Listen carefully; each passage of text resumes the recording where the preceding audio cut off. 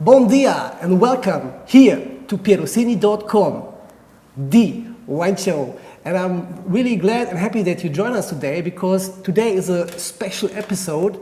I'm here in Porto, in Portugal, and next to me is sitting Paul Symington, which is part of the legendary Symington family, which produce outstanding ports and since 2000 also red table wines. Or you want to introduce yourself?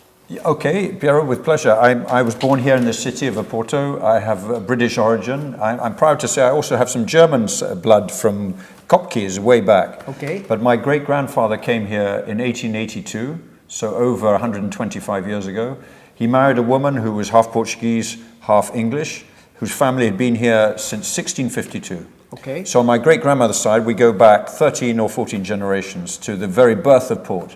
But from Symington's 5 generations now. And I was born here, and I lived my whole life here, apart from studies, and in the Douro and here. So I have port in my blood. So we talk later about the port wine unification. Yeah? But before we start with the wet wine table wine, because you started a project called Chryseia, which is Greek and means golden, like Douro. Exactly.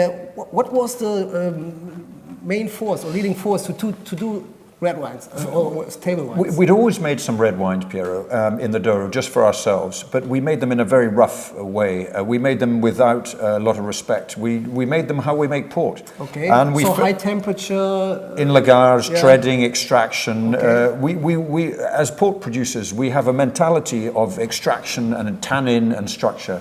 And the Douro grapes, I think, needed a different approach. So at the end of the 90s, we began to think, look, if this valley can make some of the greatest ports in the world, or the greatest ports in the world, why can't we also make some great red wines?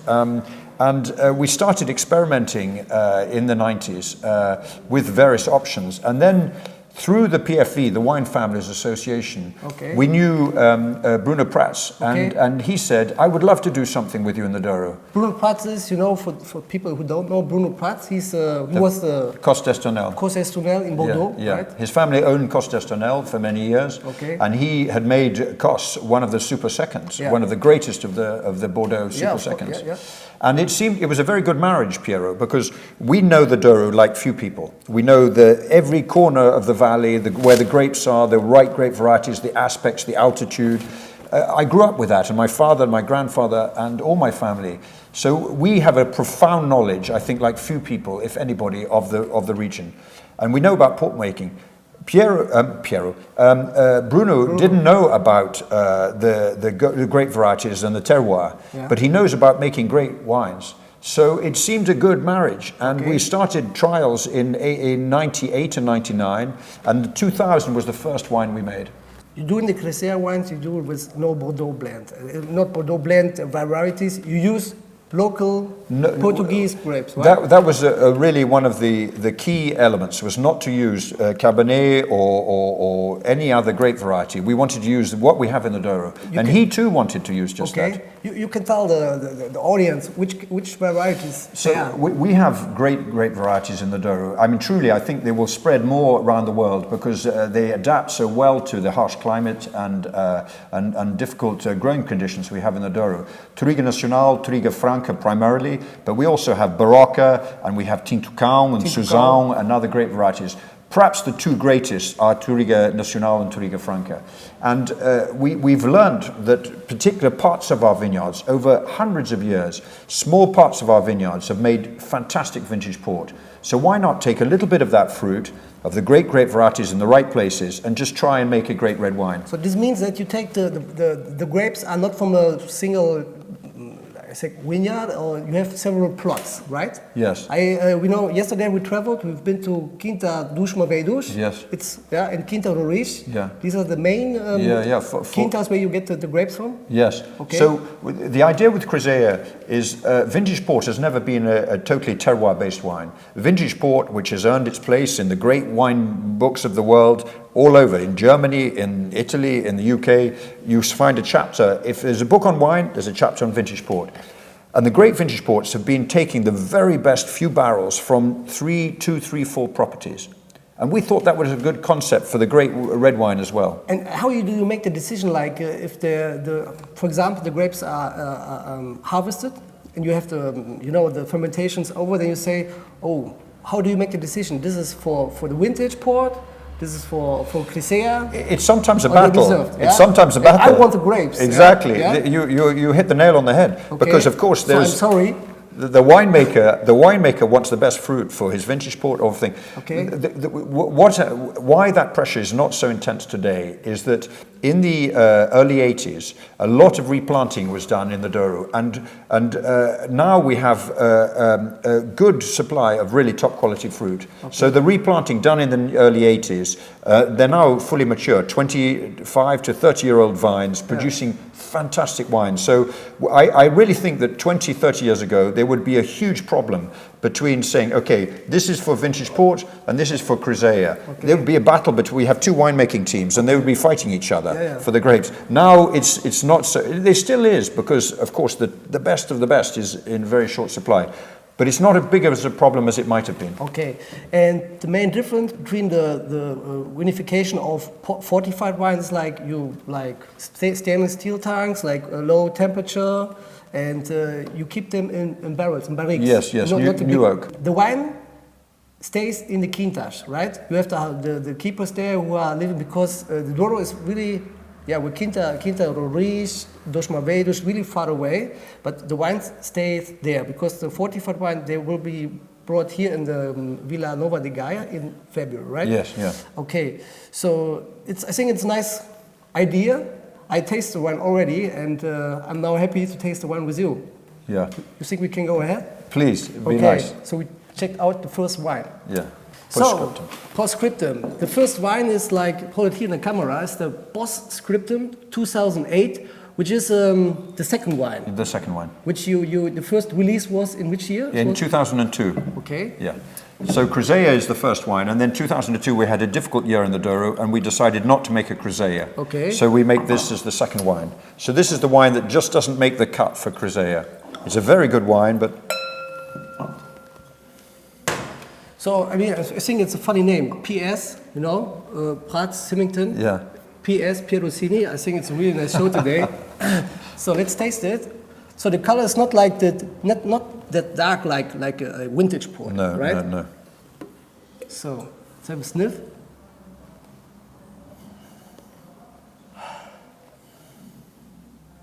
Yeah, you have a clean fruit, like mulberries, blackcurrant. Blackcurrant. It's also elegant. In the past, the Douro, to be absolutely honest with you, Piero, when we started this project, I thought we might have to plant a little bit of Cabernet. Okay. To give the aromas, because my impression from before was that the Touriga Nacional, Touriga Franca would, after a little while in bottle, would not give the aromas. I'm so pleased that we didn't have to do that. Yeah. This is the natural aromas of Touriga Nacional, Touriga Franca, and a little bit of oak, but soft oak. Yeah. As I'm sure Georges told you yesterday when you were tasting these wines in the vineyard, I'm sure he told you, we've taken a very clear policy. Limit the oak. Yeah, it's not too much It's not too much oak. This is 10 months only in oak. Yeah. Some of our colleagues, I'm not saying we're right and they're wrong, but some of our colleagues in the Douro who are making great wines, truly great wines, are leaving their the wines like this for 20 months in oak. We only 10. We took a different decision. Yeah. We have small berries. Okay. We have small yields. We have a lot of tannin. Why add another layer of something which is not totally necessary? So only 10 months in oak, and I think you can taste a nice little bit of. On the aroma, there's a little bit of the vanilla from the oak, but not too much, not excessive. You have like aromas, like a little bit of peppery, pepper, aniseed, a little bit. But with the black currant that you mentioned earlier coming through, pure fruit from the vineyard. Yeah, pure fruit, So let's have a taste.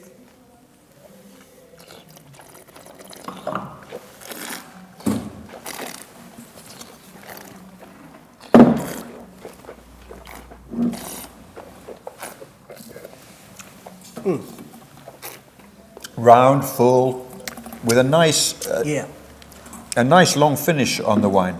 Yeah, it's not like that heavy wine you would expect because of all the sun in the Douro. It's like very, fresh, clean.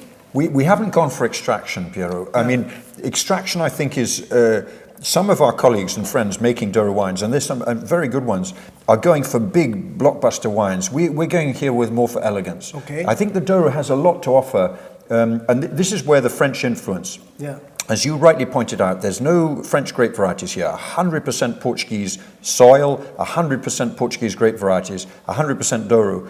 But we've tried to give it elegance. Yeah. We want to have a wine which can truly stand with the great wines of the world, with elegance. It has the Douro flavors and soil here, but it doesn't have. We haven't gone for just massive extraction. I think it's the right way, my opinion. Yeah. I like the fruit. I like the easiness compared with the kind of complexity. Yeah. And it's really, the finish is really good. Yeah. It's an elegant wine, Yeah. and it's got the structure of the Douro wines, but we haven't. I mean, I must say to you, Piero, I get on very well with the other producers. I have some of my best friends are producing great wines in the Douro. Some of them are taking very different philosophy, and we're all still learning. I have to say, we do not have the answers. Okay. We're 10 years. It takes longer than that. And we have taken a philosophy. We tread our vintage ports in the lagars by foot in an ancient way, which we'll talk about later. We thought, yeah. But and some of my friends are making red wines in the Douro by treading. When we decided we would use small fermentation tanks and just pump over very gently, because we believe this needs a different respect, a different attitude, and we also, so there are two key differences between this wine and the next one we taste, and most of the other Douro red wines. Firstly, we don't tread. We do tread. We love treading. Okay. We love treading, but for port. Yeah. And this, we want to use a different system. Yeah. But we could tread. We have the lagars. We have everything. And the second thing is limiting the oak, as I mentioned earlier. Okay. And I think that's expression in this wine. Well, it's a nice result. Really good. Thank you. I think we can go ahead with the Chryseia. Chryseia. Okay. Okay, so the next wine will be the legendary. Yeah. How you pronounce it? Chryseia? Chryseia, perfect. Chryseia, 2008. And this is from, the blend is Touriga Nacional. Yeah. And Franca. Okay. Franca. 50%, 50%. Yeah. Okay. So. But not always. We don't always have the same varietal mix. It depends on the year, the Okay. different grape varieties. So it's darker. Yes, darker. Yeah, it's really darker. Yeah. And but not so like the vintage once again. No. And more profound on the nose. Yeah, definitely. Much more profound. More dense, very fragrant, with. I get an almost a meaty. I can always recognize Chryseia blind because the aromas are almost meaty. They're profound. They're almost like meat. Yeah. I smell that in the Chryseia wines. So very complex and. Yeah. Of course, we have all these berries, But not too much oak on the nose. No, it's like elegant. Elegant. 10 months only in new oak. And as you know, these we use terroirs for Chryseia. Terroirs. So the best, or one of the best. Yeah. I mean, they cost, as you know, 800, 900 euros each barrel. They're from Allier, right? Yeah. Okay. 400 liters, 400 liter barrels, only used once for Chryseia. Okay. So we're talking about a big investment. So it's quite a tough decision as a winemaker and the producer to say, okay, only 10 months. Okay. Because if you buy something, it's like you buy a new toy. Yeah. You want to play with it. And so a lot of our colleagues are saying, okay, we leave it 20 months or 24 months. And we say, no, 10 months. And I have to say, I have to thank Bruno a lot for these ideas. He said, let's not do too much oak. Let's limit the oak. And as you rightly say, when you smelt this wine, first of all, you say, red berry flavors, profound, but you didn't comment too much vanilla or too much oak or too much oak tannins. Yeah. And I think this is a good, for us, it works for us. Yeah. Yeah, but it's denser. Denser. Yeah. More profound, More profound, yeah. This, as I mentioned earlier, I think to me the Chryseia has this lovely. It's almost. I know some people think that's not right to associate with wine, but to me it's a profound. It's almost like a meat flavors on the nose, and I love that nose, and no excess oak, as we mentioned earlier, and it's a lovely smell of the. For me, it's the Douro soil after it has just rained. There's a lovely smell comes when it's been dry for a while and we have some rain, and I can smell the schist, right? For anybody who don't know, you have the schist, just to talk about the soil, it's like Yeah. very, it's like, yeah, it's like, It's a very pale colour. It's got a slaty rock, Yeah. and the north of Portugal is mostly granite. Granite's north. This city is granite here in Porto. The Douro is a big outcrop of this slaty schistous rock, very light, pale coloured, and very few things grow there apart from olive trees, almond trees, and of course the vine. The vine flourishes in that. And where we have outcrops of granite, not so good for these wines. There's a little bit of outcrops. We don't farm on those. Yeah. And this has that smell in the wine. Yeah. It reminds me always a little bit of, like, I don't know how you say in English, like panzer, like this like minerality. Yeah. But I like it a lot. So. And this was bottled in 2009, autumn, October 2009. So it's now had 2 years in bottle, and it's already showing some good fine elegance from the bottle aging So on the nose. The first vintage was 2000. The first one was 2000. How do Chryseia develop? You have some. I think we started with a certain philosophy of elegance rather than body and structure. We like to have good, powerful fruit in the wine, but not like a vintage port, and so we've stayed true to that philosophy. And though other wines have come from the Douro, which are more concentrated, more dark, more, we've refused to go down that road, and this is more. Chryseia stands a little bit apart from. It's a bit atypical for the Douro because elegance has been our partner is also considered the same thing. Elegance has been our main objective.